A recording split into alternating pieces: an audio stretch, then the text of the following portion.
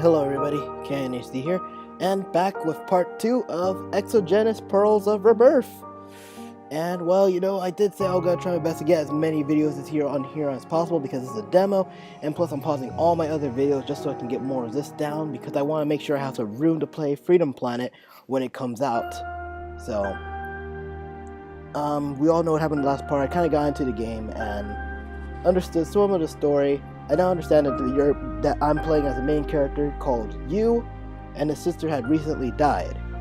And supposedly, I'm guessing already, that this guy wants to go back in time to revive his sister. So, let's continue on. Instant transmission. Okay, so I realized something.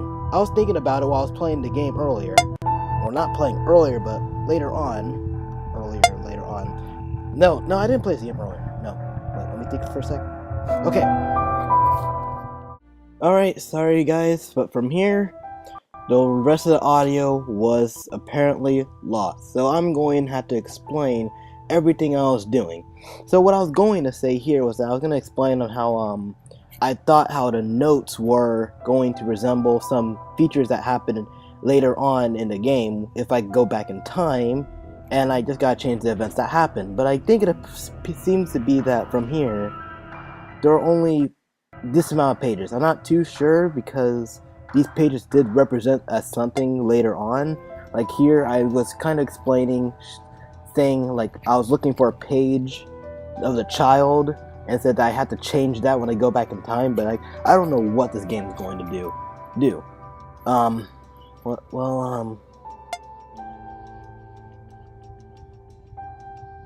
So like, yeah, I was just saying, yeah, idiot, stuff like that, I was just explaining, and I still was unable to check the keypad. I was kind of confused on what to do there, because I didn't know exactly how to unlock it, but I finally collected a note, which apparently had said, did it really take me this long to open? Okay, there he goes. Oh, okay. I don't know what it says. The quality I'm looking at is kind of bad. No, wait, this is one version that had good quality. I don't know what happened when I was trying to upload the video.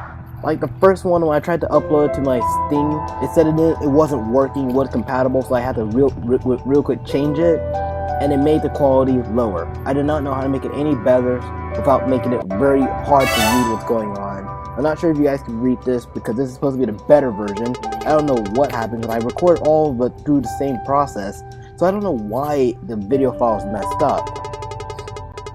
So that completely confused me. Right here, I'm about to check out the code for the color keys. So far I still didn't really quite get there yet. I'm still just looking around, seeing what I can find, pesking around, Yeah, there he goes. I grabbed that device, knowing what it did, and I knew that it had no battery missing. I already had the battery for it, so of course I connected the battery to it.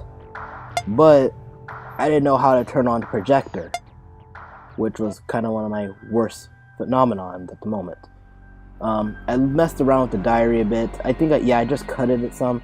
I finally realized that the diary, you had to cut and paste, like put it actually in there because I opened it a few times but didn't know what I was doing. I was actually lost for a long time doing this, but I finally realized that all I want to do is just place the diary pieces in here, and so I did that. I'm not sure if yeah, there it is. See, I clicked the enter button, just doing it, and it's going in order. And then it got a memory span right here that, oh, wait, each page has a different color. Just maybe, and then I think I checked the color span. No, what am I doing? Okay, this is where I believe I finally decided to check the color control panel. If I want to start filling it. Okay, no, I'm so lost. Now I check the color control panel. Come on, move that mouse towards the, oh my god. Okay, this is where I finally checked the color schemes.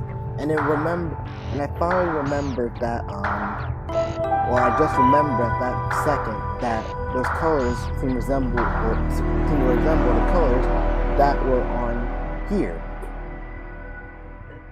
And little did I know, as soon as I tried to exit out, it just said, the pages seem to correspond with the button input.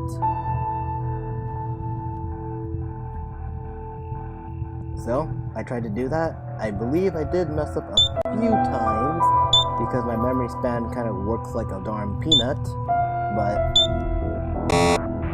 I did get it because, you know, I got it. I understood immediately. Like, I knew what to do even before they gave me a warning. I'm actually kind of glad to give that handicap warning for just in case for those people like me who tend to not understand things that are just so simple. It took me, I think, 10 minutes just to find that out, I guess. So, you know, I was lost in this room forever. If I was in this room, I'd die of starvation. So, and this is where I did it. The hammer is now for the taking. And I took the hammer, which I went to that little box thing in the back, and I already knew that's what it was for. You see that little box thing over there, the square, yeah, with masses. And this is where I also learned how to equip inventory items, where I just click it and just make sure it's, come on, yeah, that. See, if it's just on the top right, that means I'm using it. So I used the hammer, did the board thingies, undid the rebel, and I got this sparkly shiny pin that happened to belong to my little sister, Mihal, who is now gone. I don't know, it seems a little odd because my character seems to not understand most of what's going on. I'm pretty sure this is the brooch that I read earlier that what's her name gave him, but supposedly he doesn't remember it, so I don't know. This is where I finally try to get the keys, figure out what the key is for, and that's when I finally realized that well, it took, okay, well, this is the one that got me really stuck. Figuring out how to turn on a hologram and what this Mihal brooch, whatever you call it, is meant. Now, it didn't show it, but I started to fiddle around with the game a little bit more on my free time, and I actually unlocked the thing, combining the brooch with the hologram. I don't know how that works together, but somehow it worked together and I got this thing. Now, I didn't really understand what it was meant for, but it took some time to really truly understand it. Understand that this thing was actually supposed to help me unlock the code, which I did get a piece of paper and wrote down, you know, that math method up there on the paper thing right. I can't really point the mouse to it, but you see it right above the hammer. I actually wrote that formula down. Now I'm still just fiddling around with the materials I just got because I think that this little chip thingy can, what's it called? Combine with anything, because for some reason it combined it with that strange little device that I got, which I would have never expected because it looks like a hairpin or hair clip. So how come it has some type of electricity in it? So, like, you know, I got a little confused about that, but it worked, and it worked. But I'm getting completely confused about what hint they're trying to give me. But then I got surprised. I was finally able to use the keypad. I was finally able to use it. But I was completely confused on how it was going to work. So, knowing that I was able to, I believe I saved it. No, I didn't. Oh well.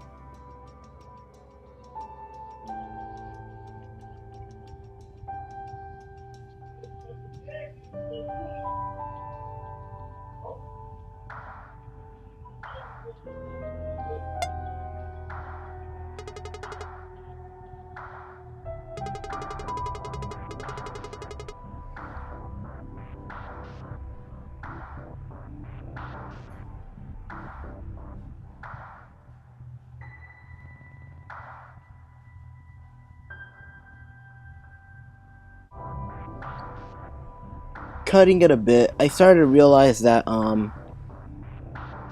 this name and the pattern kind of mixed together for how what's it called?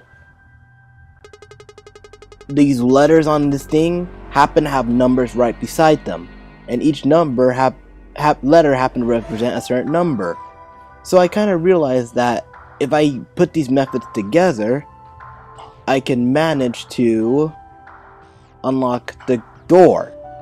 It did take me a few tries, but eventually I got it.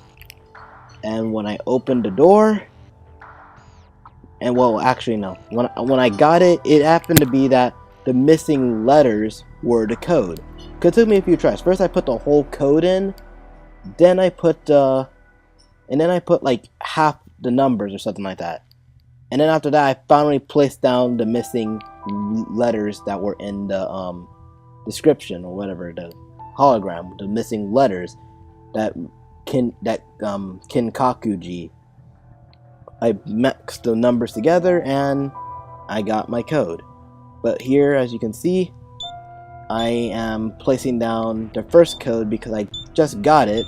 But then when I try to put it together, I realized it started to show only 4-digit numbers.